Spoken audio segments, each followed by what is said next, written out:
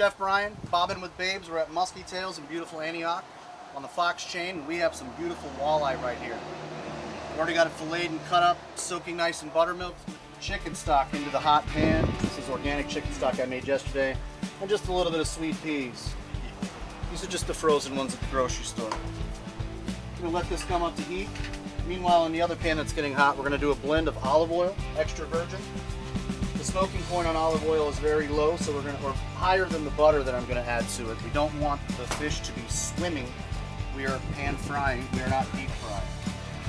Kerrygold butter, there is none better. Over here, we're gonna set up a little breading station. One hand wet, one hand dry. Very simple. These are soaking in the buttermilk, salt, pepper. I'm gonna sit them on the rack here. Shake them off a little bit, get the excess moisture off. Got a couple nice fillets here that I've cut down to fit inside of the pan. I think that should be enough. You don't want to crowd your fish in the pan when you are doing this process. That tends to drop the temperature of the oil you're actually cooking in. So you see the chicken stock and peas are starting to bubble. They're getting hot. I cooked this risotto in chicken stock, shallot, white wine, and extra virgin olive oil almost all the way till it's completed. This is what chefs call sandbagging. This way, when you get out on the water, you don't have to spend the 20 minutes it takes to make risotto. It can be prepared in 5 minutes or less. I think that looks like a good portion for 4 people. We'll do a little bit more.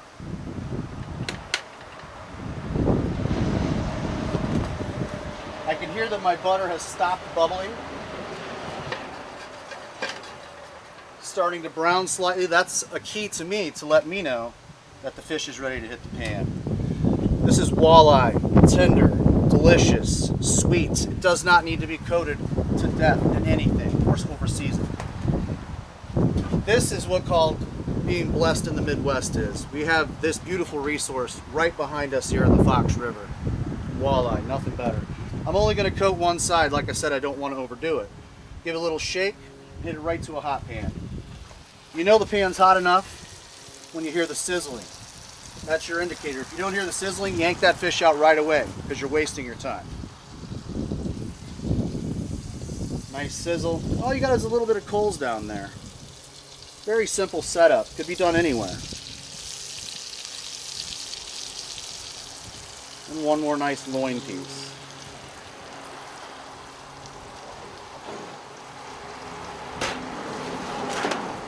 Alright, meanwhile the risotto here is bubbling very nicely. Give it a little wash in my hand here.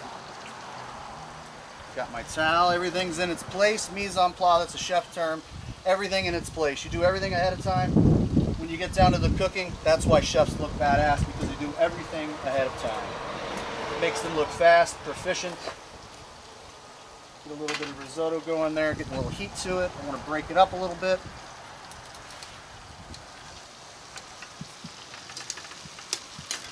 Risotto is a cooking method. It's a long grain rice from Italy. It's called arborio rice. From start to finish, risotto takes 20 minutes exactly.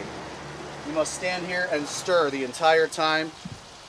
You stir with a wooden spoon. Classic. Look at this fish over here. Look at this. My God. A little bit longer.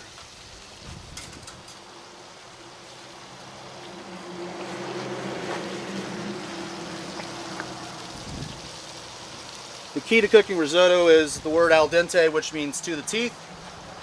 You want it to have a little bit of bite left in the rice. So not adding too much chicken stock or overcooking it is essential.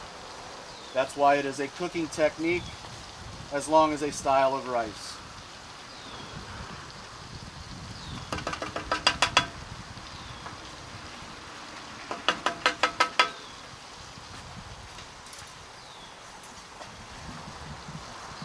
Use all 5 senses when you're cooking. Use your ears, use your smell, use your taste, use your vision, and you listen. Hear that pop and hear that sizzle. Nice, light walleye. Walleye cooks extremely quickly. It is a sin to overcook this fish. It is such a treasure of this state and of the Midwest. You don't need a lot of walleye in the South. All right, it's starting to stick to the pan. That's the key to me to let me know that this is almost done. What I want to do is I want to see how it is on the taste. Could use another bit of chicken stock in another minute. You can really taste the carrots, celery, and onions that I used in the chicken stock. Anytime you're going to buy chicken stock at the store, it's fine, but there is no substitute for making it yourself. I'm going to finish this with just a little bit of butter.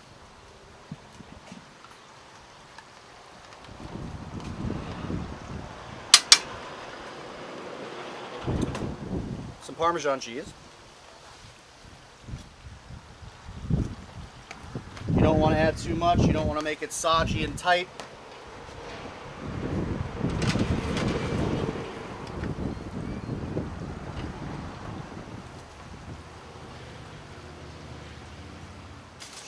We're going to let that rest. It's going to continue to cook.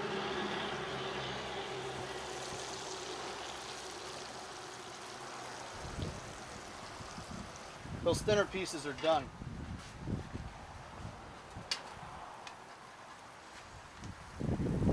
Light as heaven. Light, simple, delicious, not over seasoned,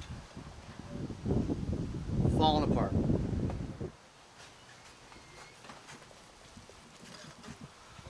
You notice how the rice grains aren't broken up, smashed, mushy.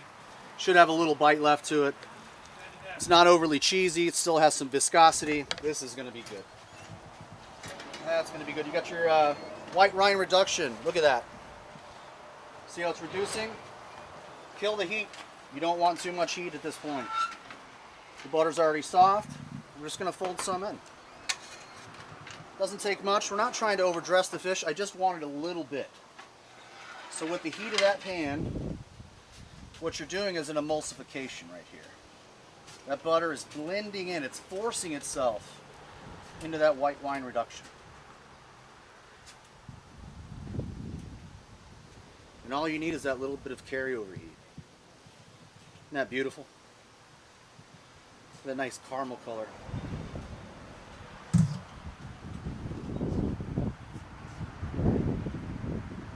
And we're done. Let's plate.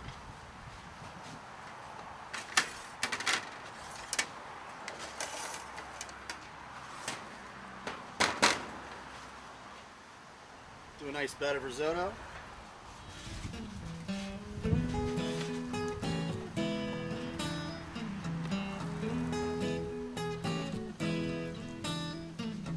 More shrimps. Cup butter, that is. Yeah, brother, I got you hooked up. Falling apart.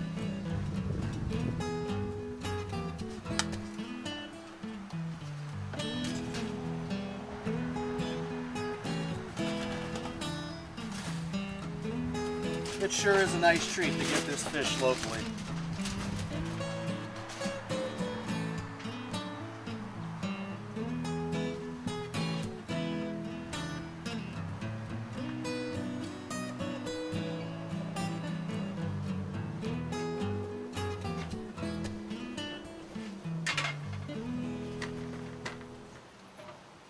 This is Asiago that I took a peeler to, make nice rinds out of it.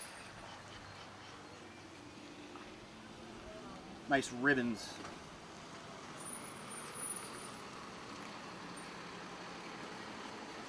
Touch of parsley.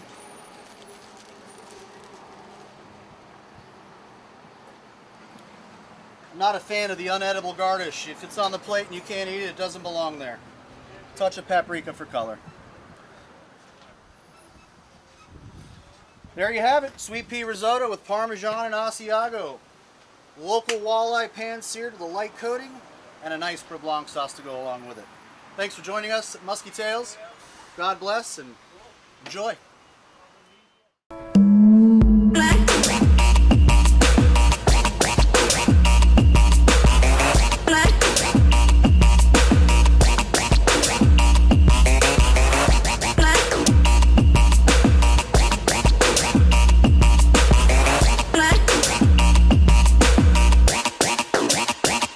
she goes away.